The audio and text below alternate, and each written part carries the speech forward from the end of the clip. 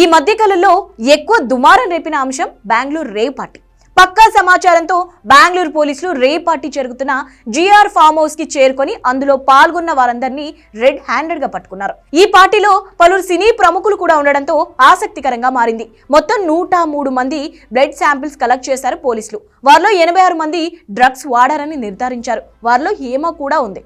ఈ పార్టీ వ్యవహారంలో నటి హేమ మొదటి నుంచి అనుసరించిన తీరు బెంగళూరు పోలీసులతో పాటు అందరినీ ఆశ్చర్యపరుస్తోంది.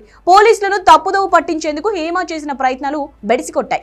ఎట్టకేలకు అందరితో పాటు హేమకు కూడా బెంగళూరు పోలీసులు నోటీసులు పంపారు. మే 27న విచారణకు హాజరు కావాల్సింది అని తెలిపారు. కానీ హేమ విచారణకు హాజరు కాలేదు. తాను వైరల్ ఫీవర్ తో బాధపడుతున్నానని, విచారణకు హాజరు కావడానికి తనకు మరికొంత సమయం కావాలని బెంగళూరు పోలీసులకు లేఖ రాసింది. దీనిపై సీరియస్ అయిన పోలీసులు తాజాగా మరో నోటీసు పంపేందుకు సిద్ధమవుతున్నట్టు తెలిసింది.